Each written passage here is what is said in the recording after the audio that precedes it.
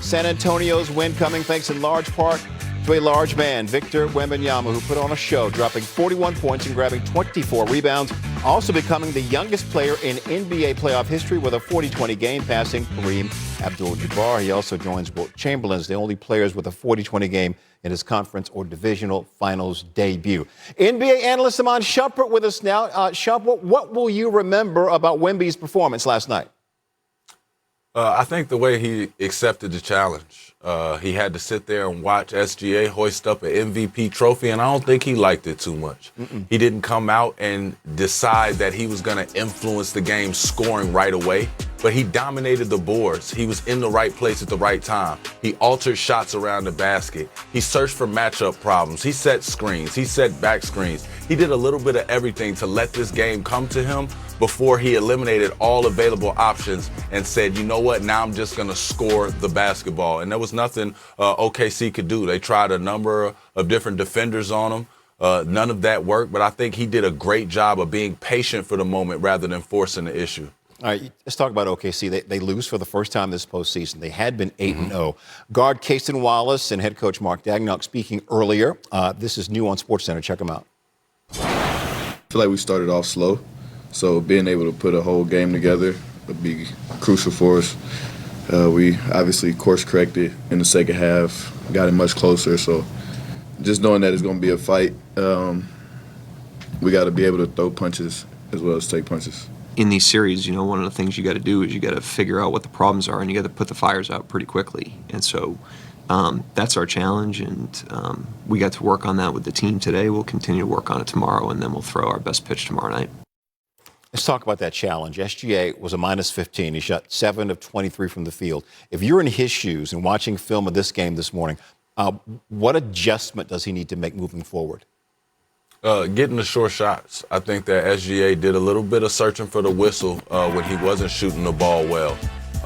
He played into a lot of contact, and I think he's just got to continue to play in space, continue to try and get those defenders off of him, but create matchups and problems to where he sees a bunch of floor space. I think yesterday he did a lot of dribbling, 1-2 dribbles to the corner, and had other guys in that strong side corner not giving him enough room to get shots off comfortably. I think he needs to see a couple go down before he starts getting dangerous with it. And he also needs to be able to finish with the dribble all the way at the rim. The Spurs have done a great job of picking him up early, providing a bunch of pressure to make it late in the shot clock. But if he continues to exhaust the dribble and get to the basket through contact, you can't look for fouls, but he's going to have to finish around the rim. All right, let's set the West aside for a second and get to the East Finals.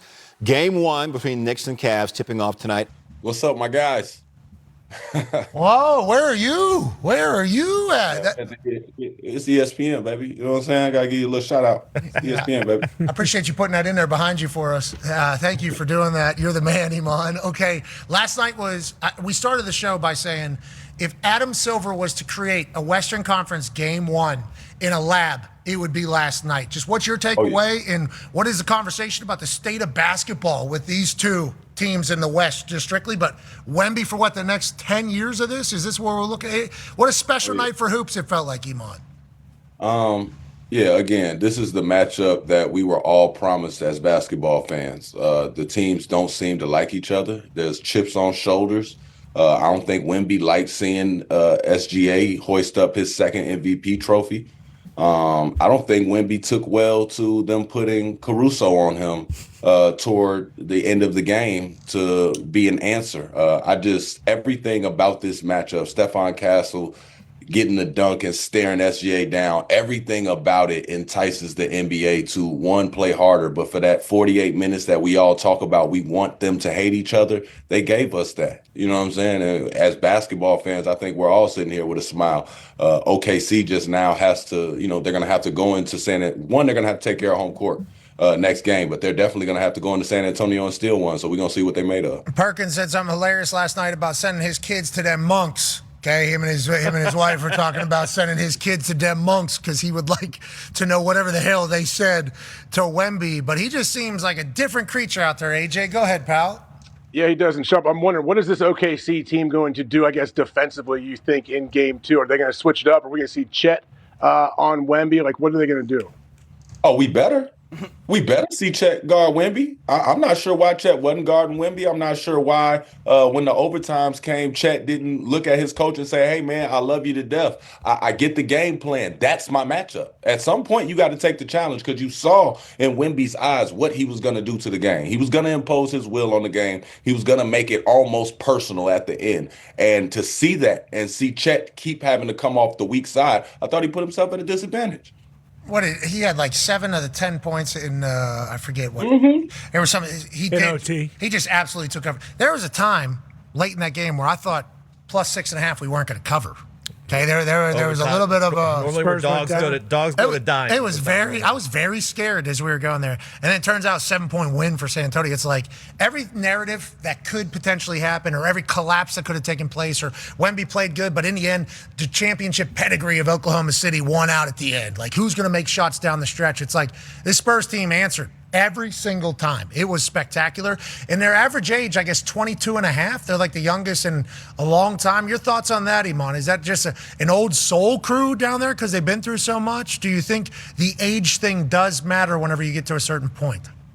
You know, I did think that there was a time in this game that I was going to have to say, wow, this is the part where experience takes over.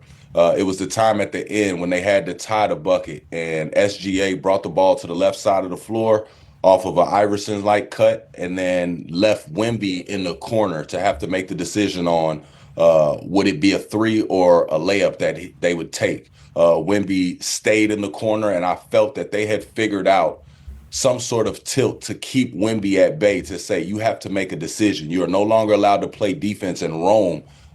He likes to play rover a lot of times where he's not really guarding anybody. He's guarding everybody. Anybody that comes in his vicinity and anybody that's left open, he does a late contest on with it being a high contest.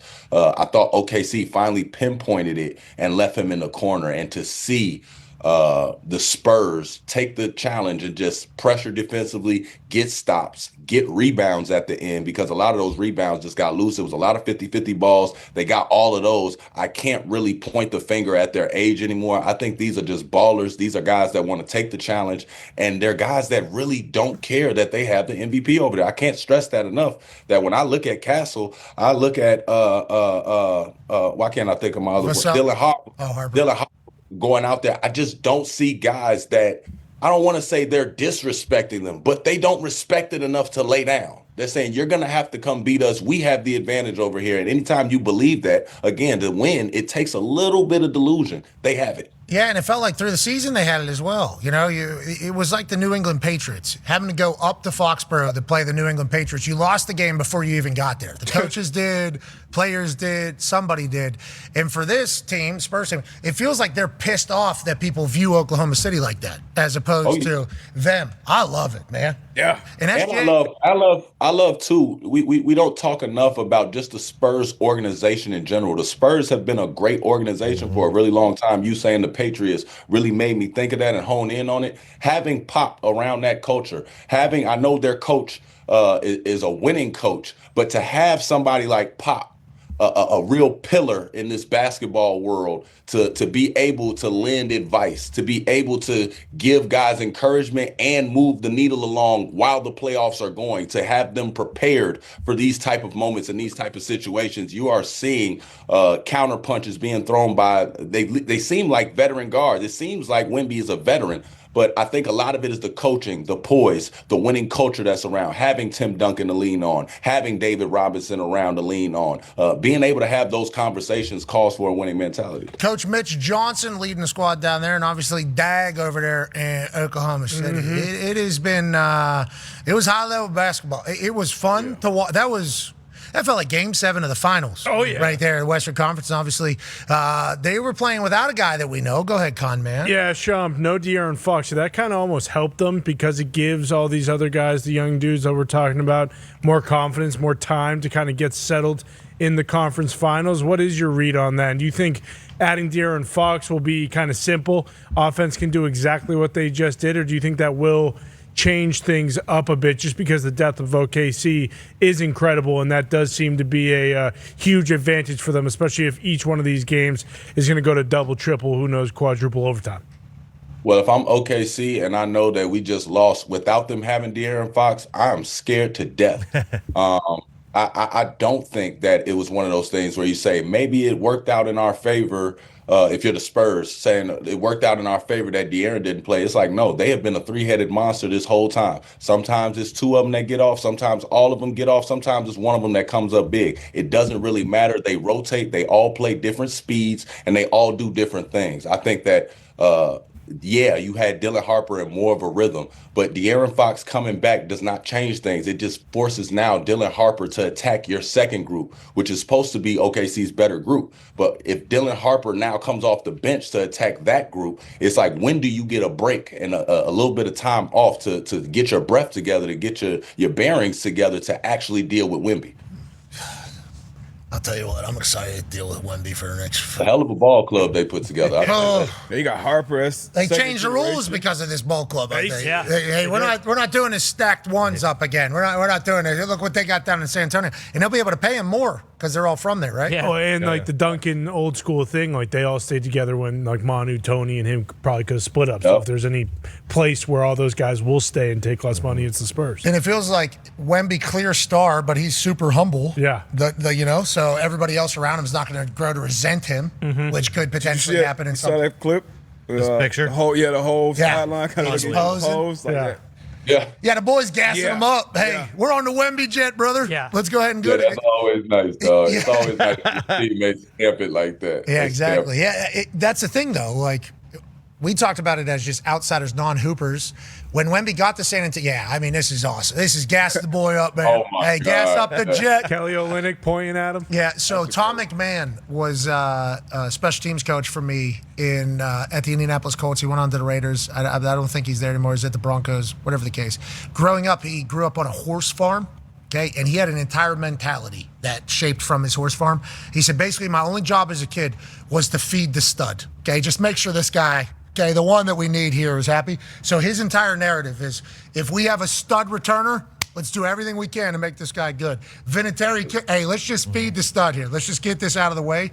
San Antonio has gotten to the point where it's like, hey, let's feed the stud here. Let's let Wemby kind of be the guy. Because when he first got there, kind of OG's around. He's going to have to prove that he can make it in the NBA. It's crazy when an organization just decides, like, hey, we're going to go, and what that can do for a guy. Like what that can do for Wemby as he knows that this is my team. We go as I go, and the boys are all in. That's huge for the vibes. Huge for the vibes. And when those guys can feed the stud, and then you still have every other starter scoring in double figures, and you have a couple guys scoring 20, like, yeah, you're going to be tough to beat if you can continue that. Yeah, that's a bunker mentality, it seems like they got, with Alien leading the entire way. Okay, let's go to the other series, obviously, in the East that's going to be tipping off this evening. Go ahead, D-Bud. Yeah, it seems like the Knicks kind of have a bunker mentality, too. They tap